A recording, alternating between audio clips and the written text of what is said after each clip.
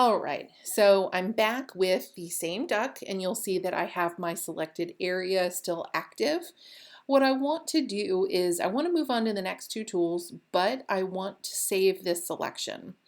I don't want to have to do all of this work again with my magnetic lasso tool. So I want you to go up to Select on your menu and I want you to go to Save Selection and I want you to give it a name. And I've already done this, so I don't want to save it twice, but I guess I'll just go ahead and give it a name so you can see me do it. And you'll see I've named it Test, and I'm just going to hit OK. And if I come up here to select and load selection, you'll see that I have two options. This is the one I saved prior to starting my video, and this is the test. Okay, and this is just going to allow you to load this selection again when we come back to that function. Okay, so once you have saved it, go ahead and deselect, and I want you to go ahead and grab your magic wand tool. Okay, now your magic wand tool on your toolbar looks like a wand with little stars coming off. It hides under quick selection, so I just want to make sure that you long press and grab that magic wand tool and make sure you're on the right tool. Okay, and again, just make sure you are on the duck layer. Now this tool, I jump over quick selection to do magic wand because it's a little bit similar to the magic wand, or not the magic wand. The magic wand tool is similar to the magnetic lasso tool in the sense that they both use color to make selections. So on my duck, if I come over and just click, you're going to see, because I started in this sort of light yellow area, it grabbed quite a bit of my duck, but it didn't grab all of my duck. And I want you to come up now and look at your options bar and look at this area called tolerance. The best way I can describe this is to think of it as a percentage. And so if I put in 25, it's going to select about 25% of the other yellows around it that are similar. Okay, it's sort of a range of color that's within a certain similarity. Okay, to clarify again, this looks like a ton of area because this yellow is really prevalent in the duck. If I were to come over here and make the same selection here in the dark area of my duck, okay, there's not as much for it to grab. This dark area where this shadow exists is fairly small, so the selected area is going to look different. If I come over here and click, it's going to look different. Again, it's working with the very specific pixel that you select, and then it's using this tolerance to determine how much to pick up. So I'm going to go ahead and change my tolerance to 80. Okay, I'll deselect and I'll click again and see how much more it picked up. Okay, it's almost the entire lower area of the duck, and it even, because the tolerance is higher, it even starts to pick up some of the lighter shadow areas, okay, the areas that have a little more yellow within them. Again, if I make another selection in the dark shadow, okay, it's going to pick up a different area.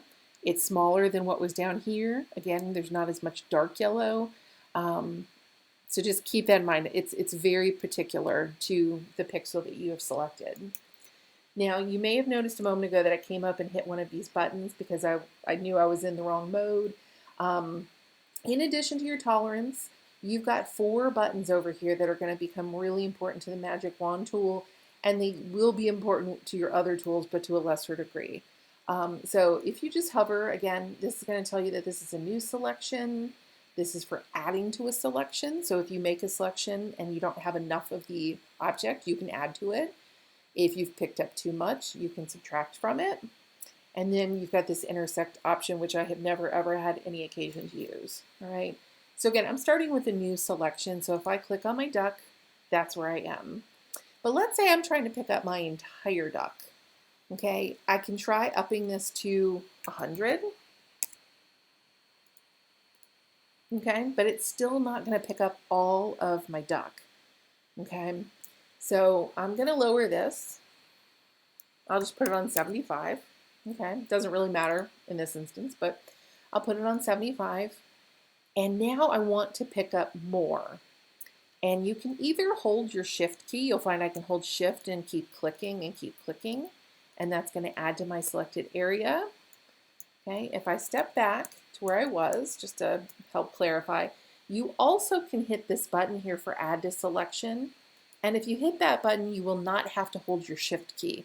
You'll be able to just keep clicking. Okay, and you'll know that you've gotten everything if you don't have any more of these little dashed dancing ant lines inside your duck.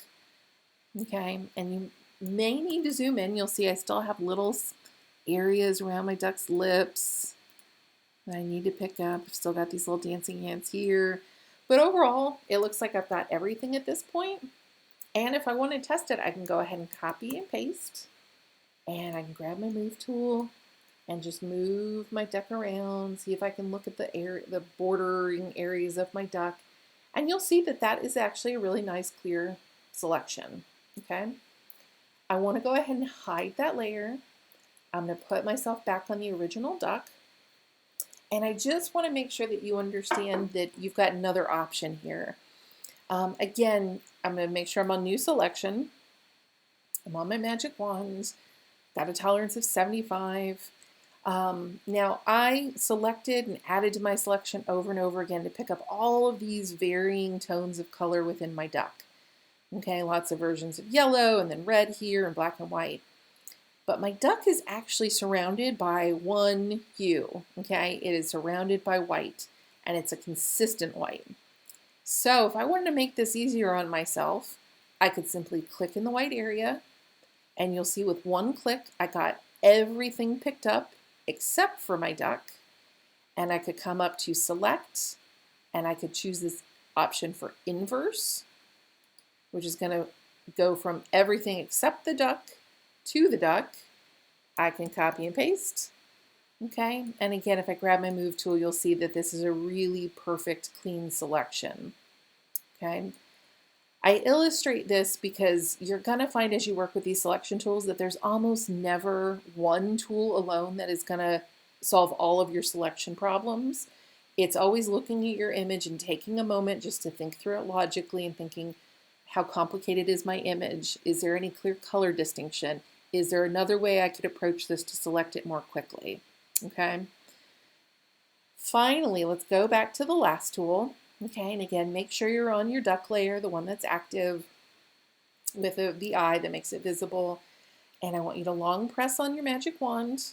I want you to grab your quick selection tool. Okay. And up on your options bar, you're going to see that you have the same buttons. They just look different. I don't know why they have changed the appearance of them on this tool.